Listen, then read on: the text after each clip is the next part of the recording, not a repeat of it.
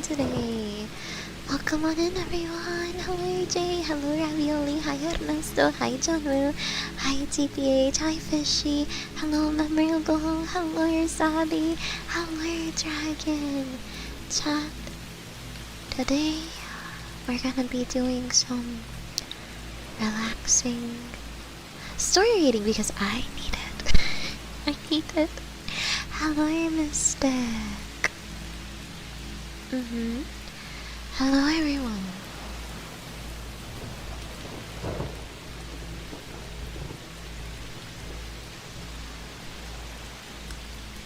Today, I am in need of some nice, relaxing story times.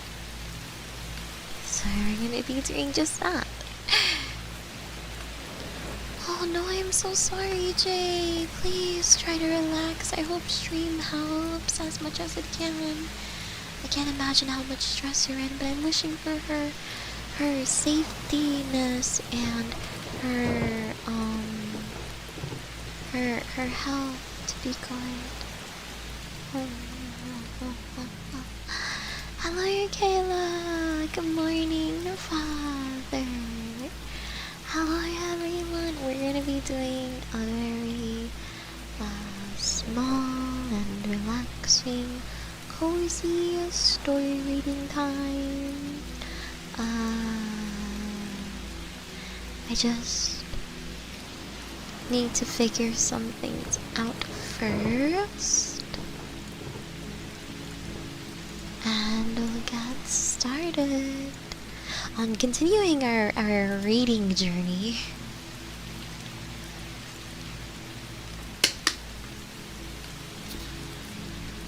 You're okay, Jane. No need to worry. No need to worry at all. Okay. Try and just figure some stuff out. Hello, Naito.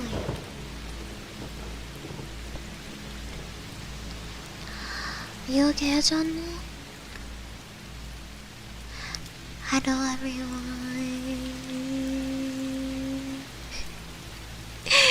Hello.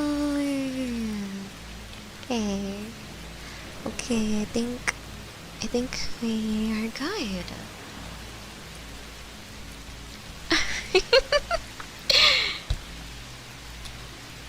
I don't.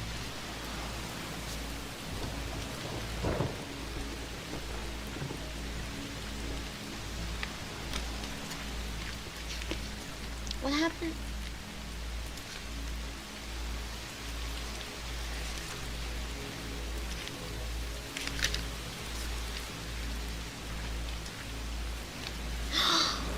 Where'd my bookmark go?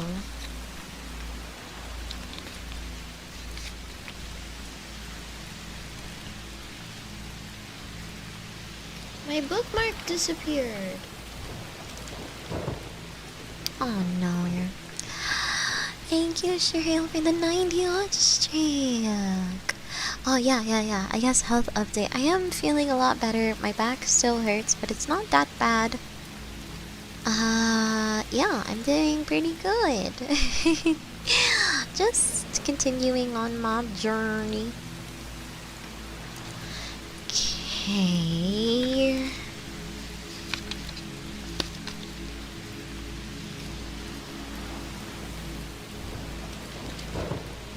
Oh well, I guess I have to find my I don't know where it went. Back to page 1. No.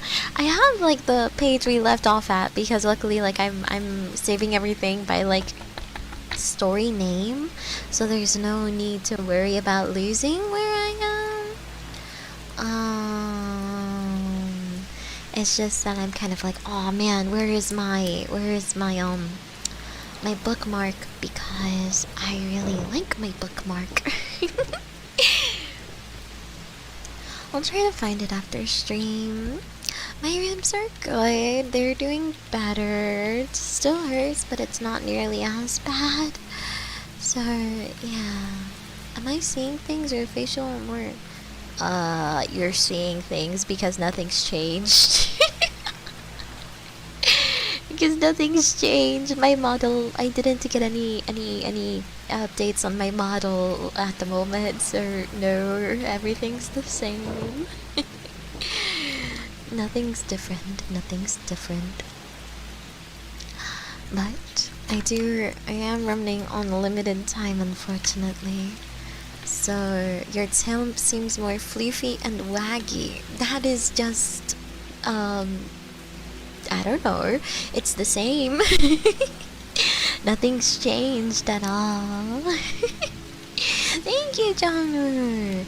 Yeah, nothing's changed. I haven't changed anything about my model. I haven't gone to my mama's and been like, hello, can you please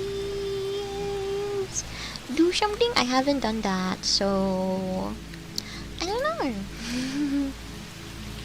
No pet, no,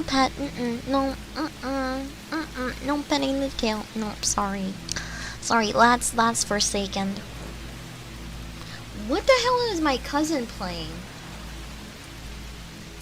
Pause.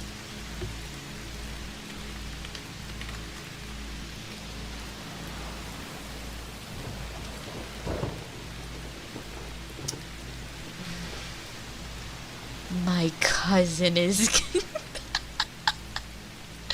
oh. Oh fuck! Oh no, I didn't mean to do that. I put Steam in big picture mode. Settings.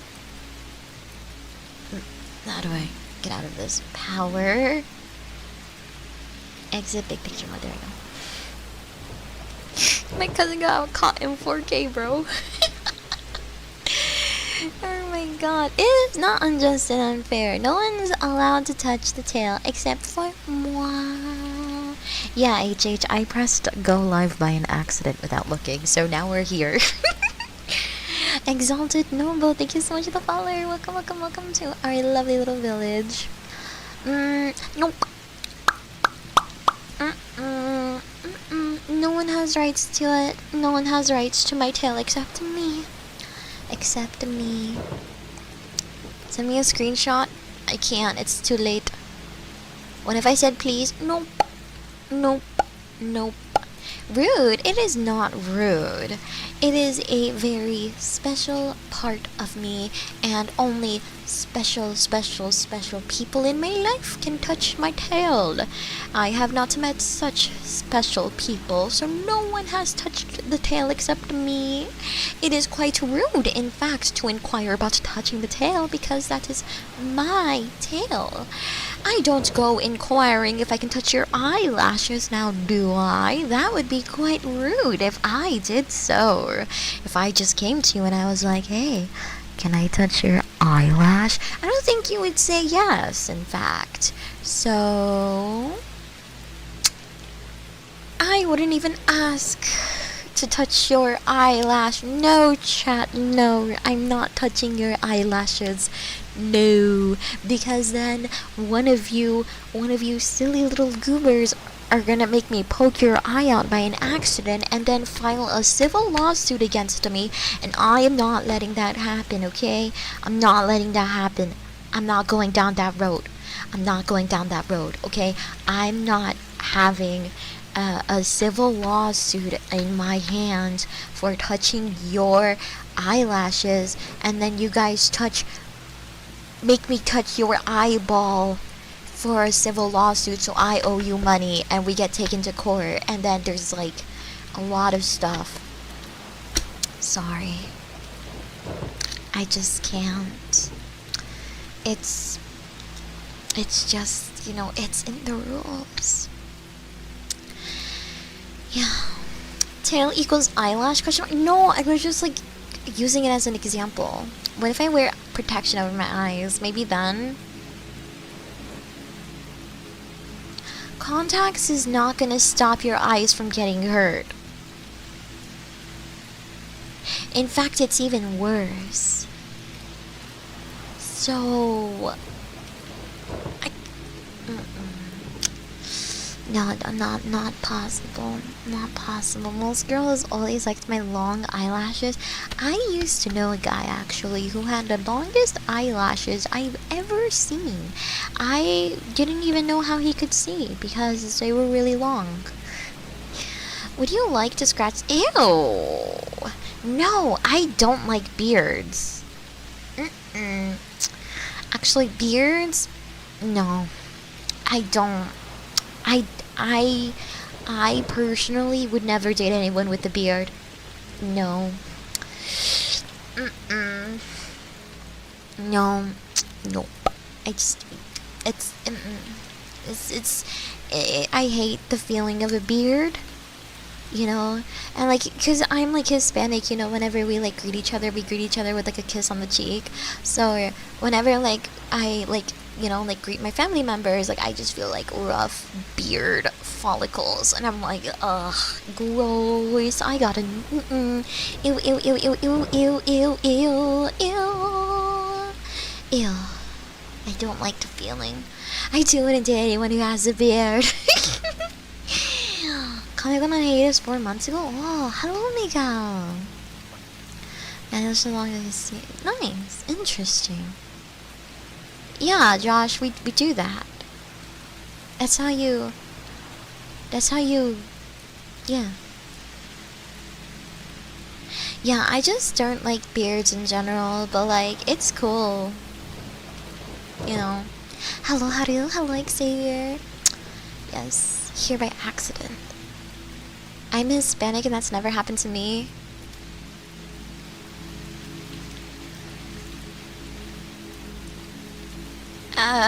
Don't know what to say about that. I literally, it's like the most common thing.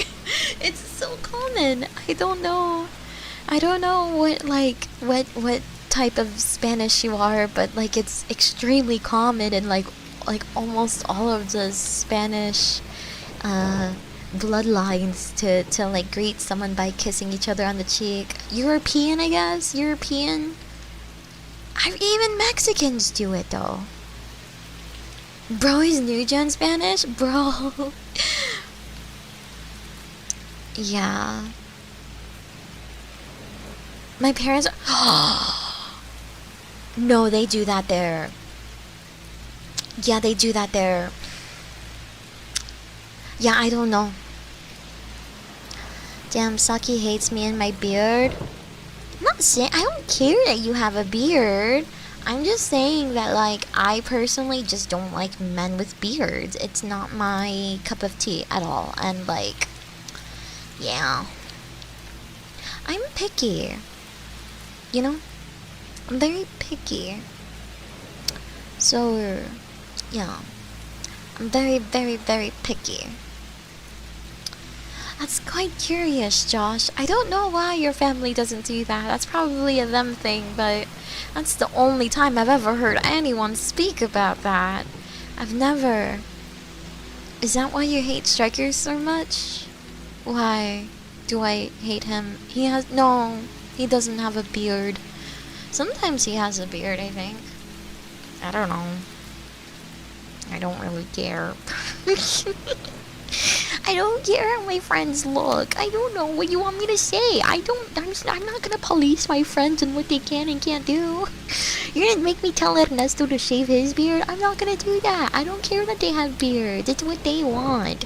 And I'm gonna let them do them. I don't have any say on what they want to do with their own body.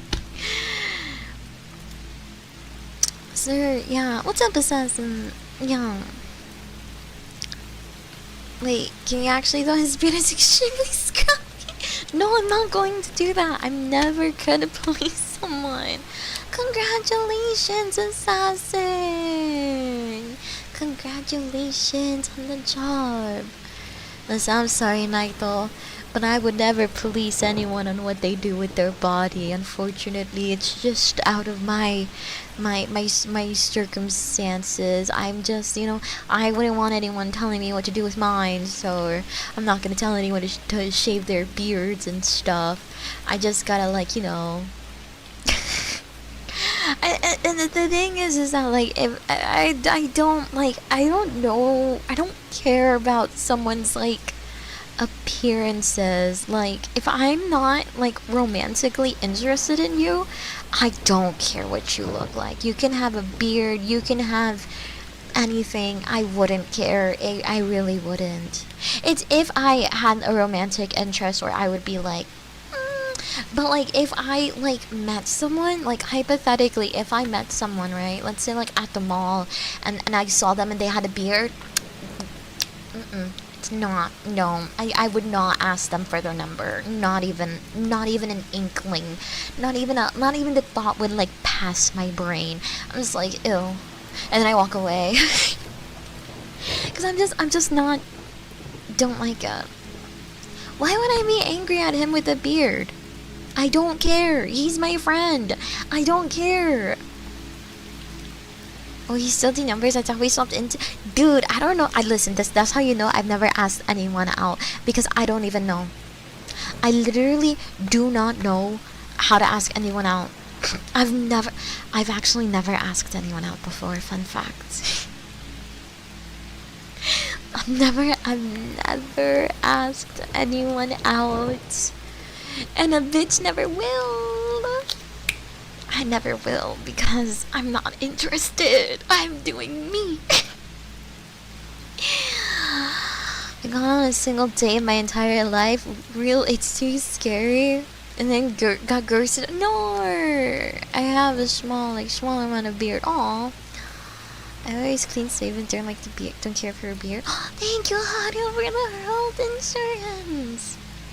Also, hell yeah, congratulations on the new computer. I'm super happy for you. I hope you're excited to spread democracy.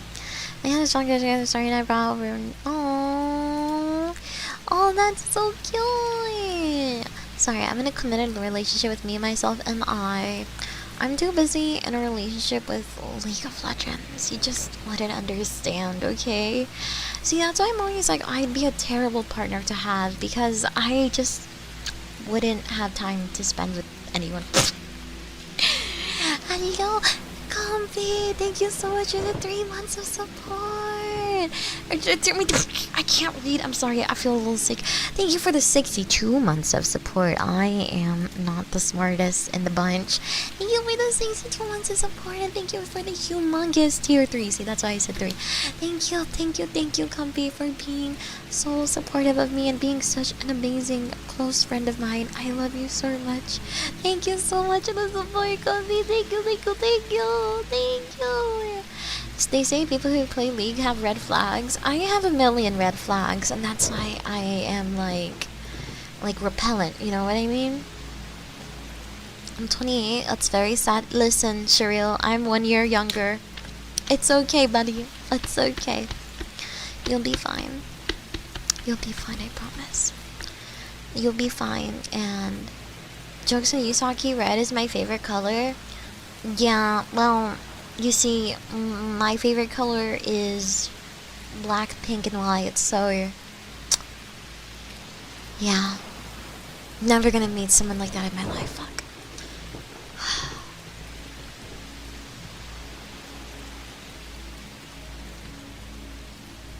Sanj. Saki, got any friends to... Dude, I fucking wish I had friends to hook you up with. You know how many times I'm like, damn, I really need to like get my friends a date, but like at the same time I know like 2 females. I know like 2 females.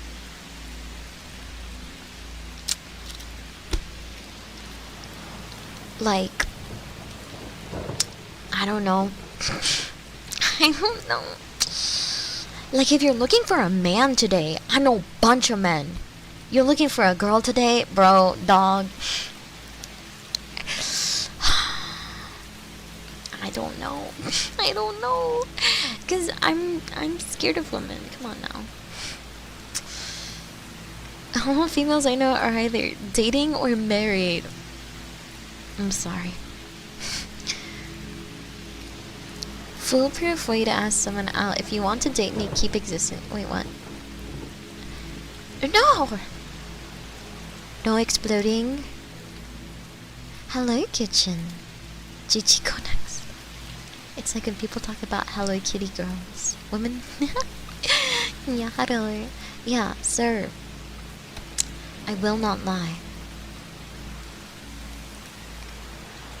I wanna read. I'm tired. I don't have energy. I'm really tired.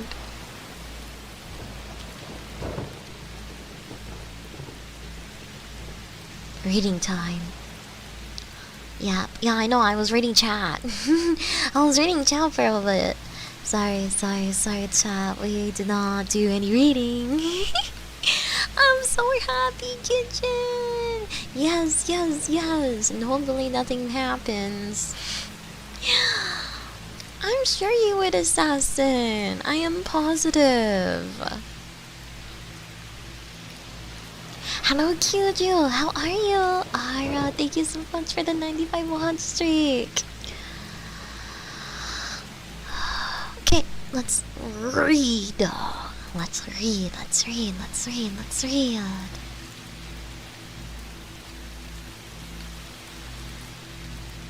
Fitcher's Bird. There was once a wizard who used to take the form of a poor man and went to houses and begged and caught pretty girls.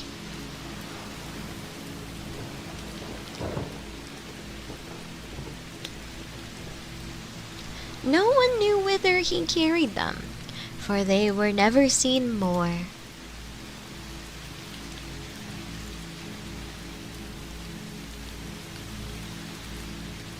One day he appeared before the door of a man who had 3 pretty daughters. He looked like a poor, weak beggar, and carried a basket on his back, as if he meant to collect charitable gifts in it. He begged for a little food, and when the eldest daughter came out and was just reaching him a piece of bread, he did but touch her, and she was forced to jump into his basket. Thereupon he hurried away with long strides and carried her away into a dark forest to his house, which stood in the midst of it.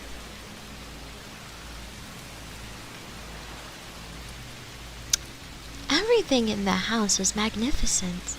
He gave her whatsoever she could possibly desire and said, "My darling, thou wilt certainly be happy with me, for thou hast everything thou heart can wish for."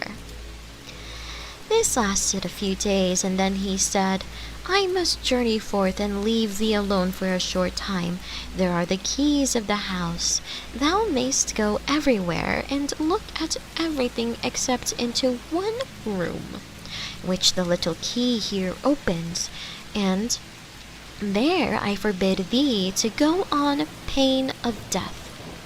He likewise gave her an egg.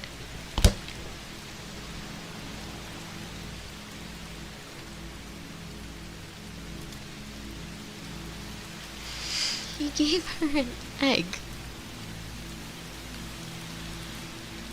He gave her an egg and said, "Preserve the egg carefully for me and carry it continually about with thee, for a great misfortune would arise from the loss of it."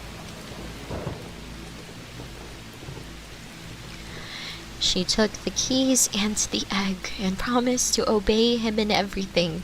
When he was gone, she went all round the house from the bottom to the top and examined everything. The rooms shone with silver and gold, and she thought she had never seen such great splendor. At length she came to the forbidden door. She wished to pass it by, but curiosity let her have no rest. She examined the key. It looked just like any other. She put it in the keyhole and turned it a little, and the door sprang open. Then what did she see when she went in? A great bloody basin stood in the middle of the room, and therein lay human beings. What are we reading?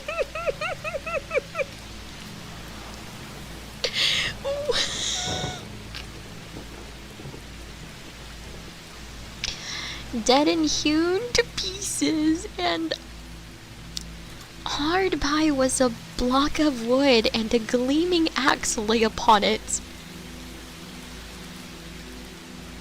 She was so terribly alarmed that the egg which she held in her hand fell into the basin. She got it out and washed the blood off, but in vain. It appeared again in a moment. She washed and... What are we reading? This is Grimm's fairy tales, by the way. It was not long before the man came back home from his journey, and the first things which he asked for were the keys and the egg. She gave them to him, but she trembled as she did so. And he saw at once by the red spots that she had been in the bloody chambers. "Since thou hast gone into the room against my will," said he, "thou shalt go back into it against thine own. Thy life is ended." He threw... Oh my... Oh, he chopped her. "Now I will fetch myself the second," said the wizard. He's a wizard now?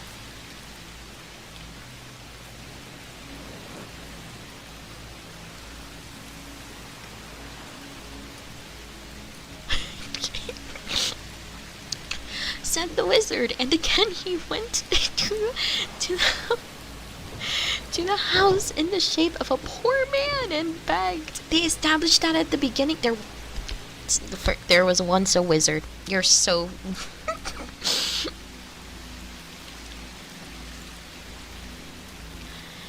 When the second daughter brought him a piece of bread, he caught her like the first by simply touching her and carried her away.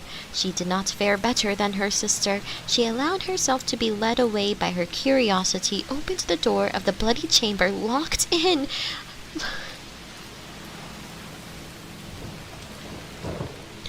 and had to atone for it with her life on the wizard's return. Then he went and brought the third sister, but she was clever and crafty. When he had given her the keys and the egg, and left her... Why is it always an egg? She first put the egg away with great care, and then she continued to examine the house, and at last went into the forbidden room. Alas, what did she behold? Both her sisters lay there in the basin, cruelly murdered and cut into pieces. When she began to gather their limbs... Wait, and put them in order. What the... Wait, what? And then, when nothing further was wanting, the limbs began to move and unite themselves together, and both the maidens opened their eyes and once more were alive. They rejoiced and kissed and caressed each other. And on his arrival, the man at once demanded the keys and the egg. And he, what?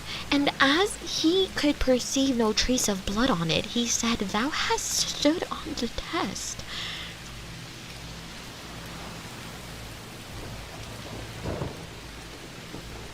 Thou shalt be my bride."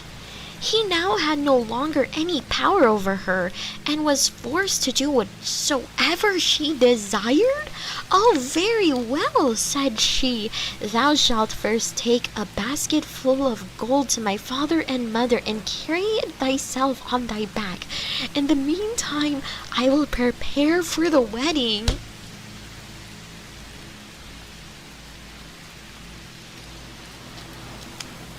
Then she ran to her sisters, whom she had hidden in a little chamber, and said, "The moment has come where I can save you. The wretch shall himself carry you home again, but as soon as you are at home, send help to me." She put both of them in a basket and covered them quite over with gold, so that nothing of them was to ever be seen. Then she called in the wizard and said to him, "Now carry the basket away, but I shall look through my little window and watch to see if thou stoppest on the way to stand or to rest."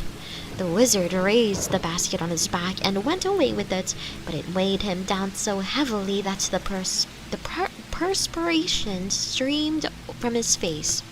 Then he sat down and wanted to rest a while. But immediately one of the girls in the basket cried, I am looking through my little window and I see that thou art resting. Wilt thou not go on at once?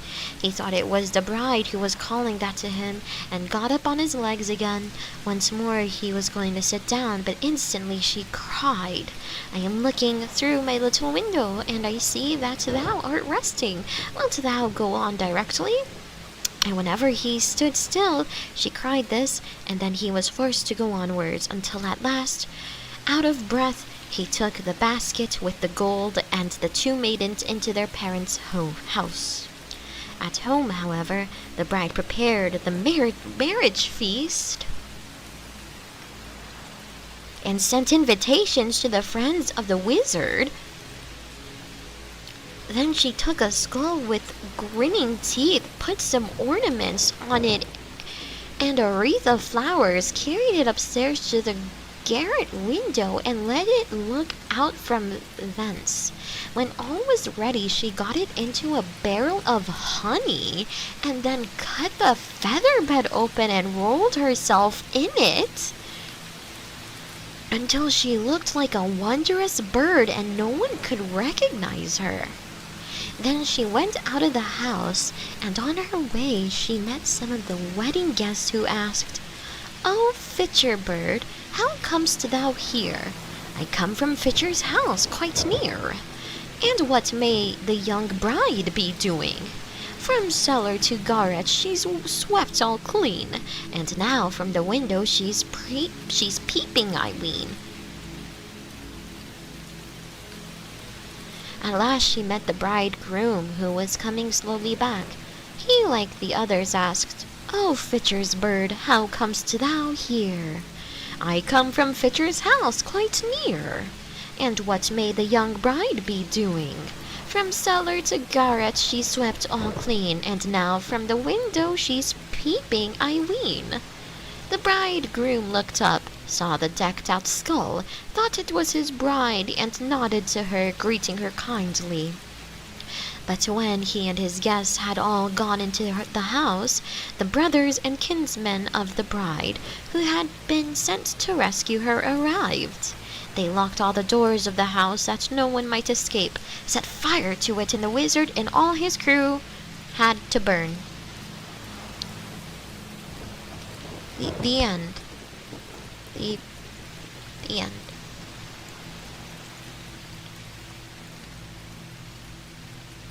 What did we just read?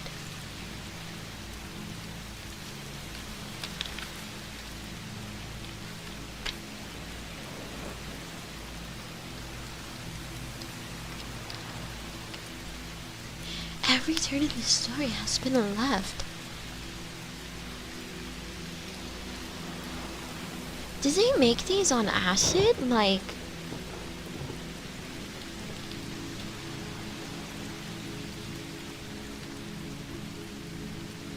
what?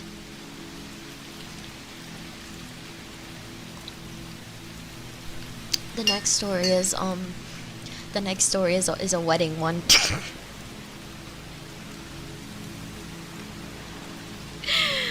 Oh my goodness, the next one is a wedding one. This is gonna be funny. Thank you, Mosh Biddy, for the follow. Welcome, welcome, welcome to our lovely little village, sweetheart.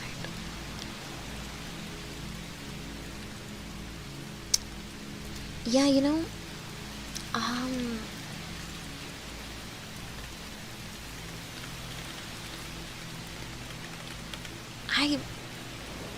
I don't know what to say about that. That was truly a story we read. I can astutely presume that. Keep Disney away from this story. I don't think Disney wants anything to do with this story. Are you guys ready for the next one?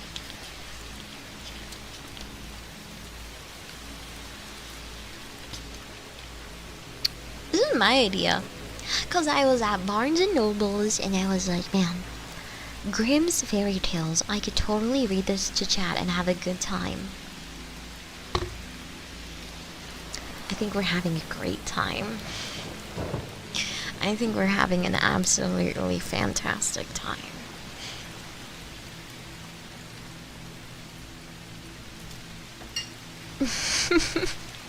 Grim, 2 M's. Barnes and Noble sold you a cursed book. I can't think of anything funny to say for that story. Listen, you and I both, I'm speechless. Absolutely speechless. Hello, Shuriel.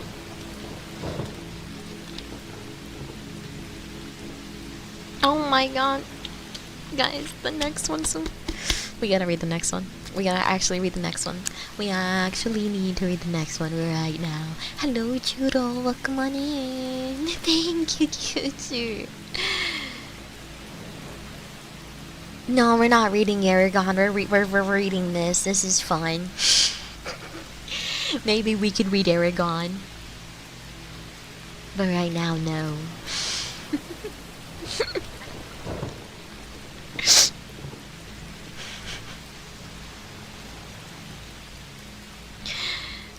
Okay. Alright, let's see. Let's get to the next one. The Robber Bridegroom. There was once on a time a miller who had a beautiful daughter, and as she was grown up, he wished that she was provided for and well married. He thought, if any good suitor comes and asks for her, I will give her to him.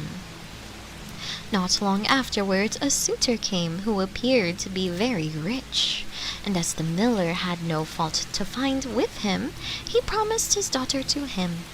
The maiden, however, did not like him quite so much as a girl should like the man to whom she is engaged, and had no confidence in him. Whenever she saw or thought of him, she felt a secret horror. Once he said to her, "Thou art my betrothed, and yet thou hast never once paid me a visit." The maiden replied, "I know not where thy house is." Then said the bridegroom, "My house is out there in the dark forest."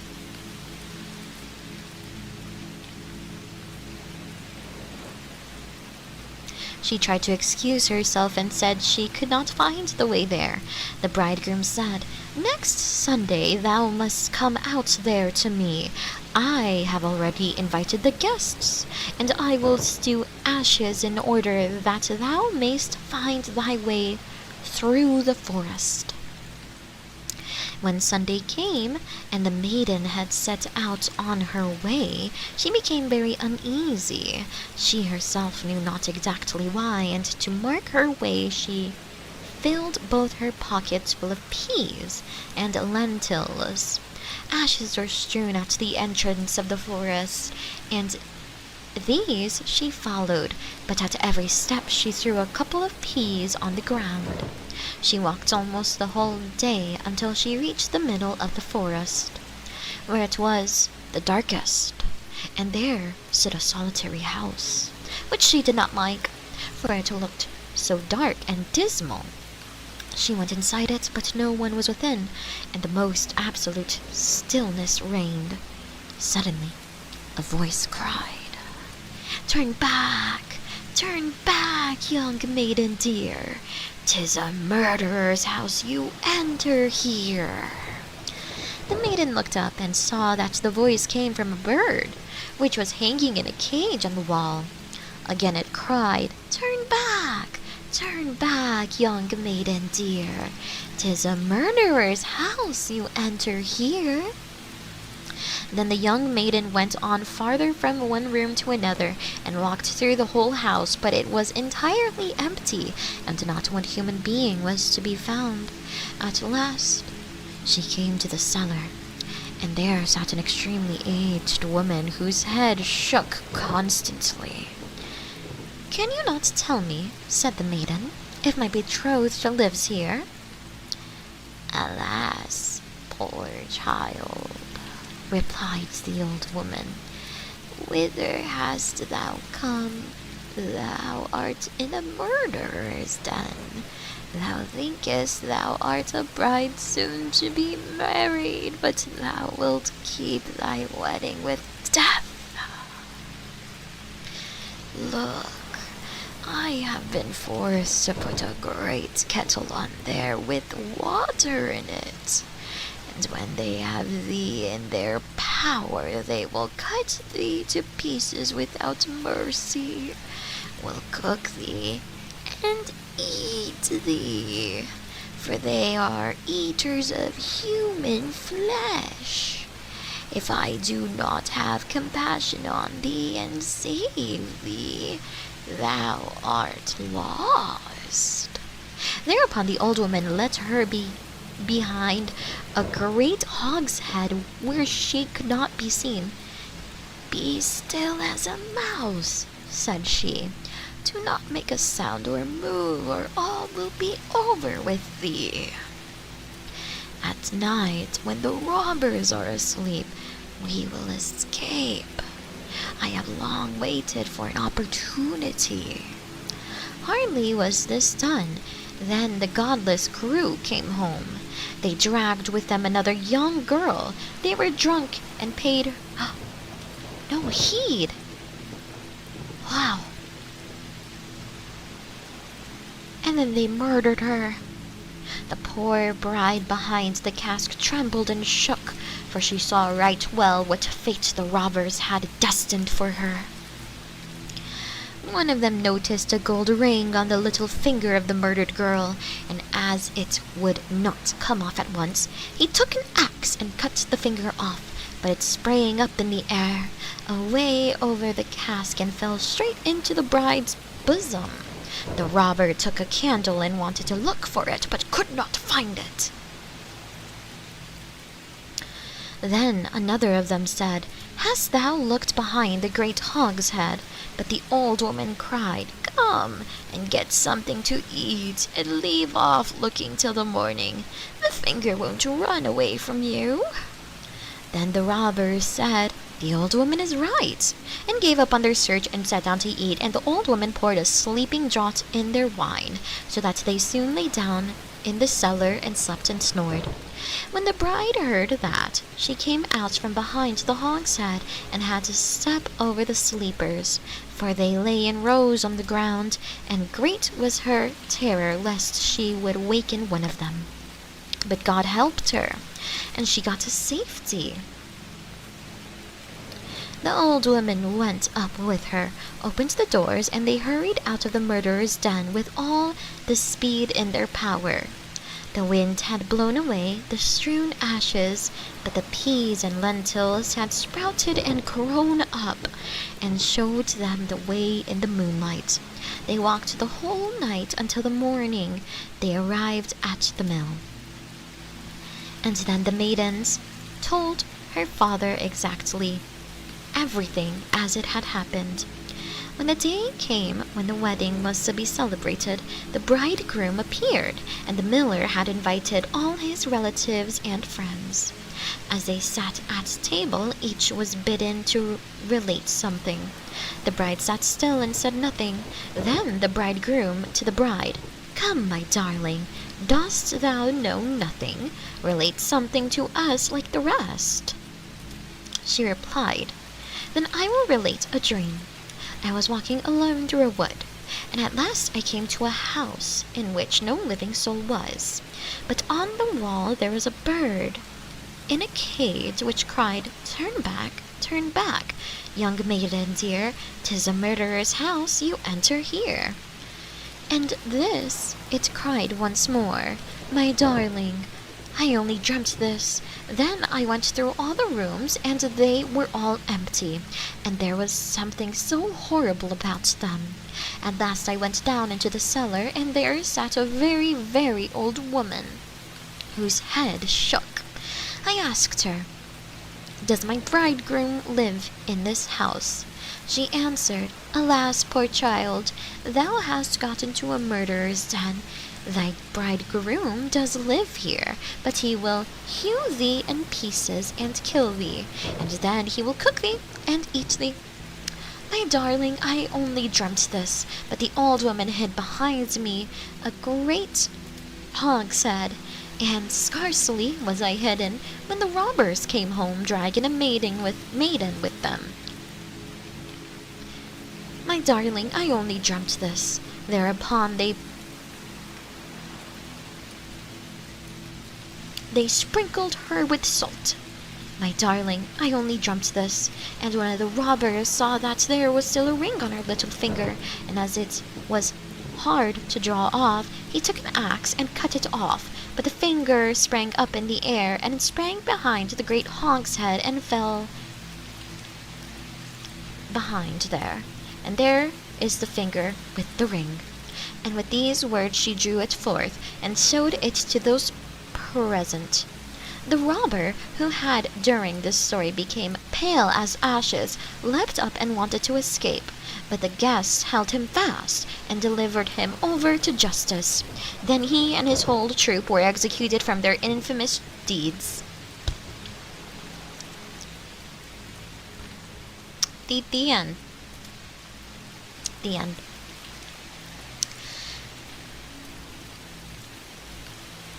How interesting. Can I get a what? Why are all these stories today have been very interesting? What? The robber bridegroom. I thought it was related to the other story, but I guess not. Listen, I don't know what these stories are. I'm just reading them. I'm just reading the grim fairy tales, y'all. How interesting.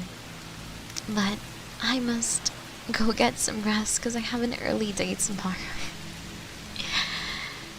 No, it's not. It's not. Oh, thank you, Zeus. Grim is an understatement. No, Grim. Their names are Grim. 'Cause it's the Grimm brothers.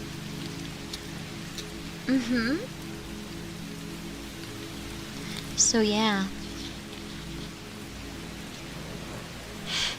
The next story we have to read is Old Hildebrand. But I can't read it tonight. Rick Grimes. No. It's Grimm. Here's how you spell it. But alas, I must go. To be continued. Listen, we are on page 59 out of 675. There are many stories to be. There are many stories to read upon these. I promise you guys that. I very much promise you guys that. Yeah, I need to rest, unfortunately, so. Yeah, it literally is Kita. They hold fairy tales from long ago. Grandbrothers adopt older versions of stories, and now you can use them since they have been in public domain for years. Yes, exactly. They have been in public domain for years, so we're luckily able to read through these fantastical things, for sure. They're certainly awesome, I will say. They're definitely awesome. But I'm really tired, and I'm so sorry that today's ASMR stream was short. Unfortunately, I cannot stream any longer. I have things I must do tomorrow. Tomorrow's a busy day for me. Tomorrow's a busy day for me, so I will be back on Tuesday. YouTube chatters got very lucky that I forgot to not go live on YouTube, and I'm too lazy. And I'm just hoping that it goes well. Okay, good night everyone. Sleep well. Good night Anlo. Good night Zeus. Good night Flaco. Good night Char Char. Good night Assassin. Good night Pizza. Good night Kita. Good night Dragon. Good night, Kyuju. Good night, Anime. Good night, OP. Good night, Diego. Good night, Ika. Good night, Fishy. Good night, John Woo. Good night, Zeus. Good night, Ernesto. Good night, Naito. Good night, everyone. Good night, good night, good night, Diego. Good night, Envo. Good night, everyone. I hope you guys have really sweet dreams. I'll see you guys again very, very soon. I promise. I love you guys. Also, I'm proud of you, Assassin. Good stuff. Good night, Kayla. Good stuff, Assassin. I'm so proud of you for landing the job. Good night, Naito. Good night, Kyla. Good night, Kyojo. Good night. Bye bye. Have a good one.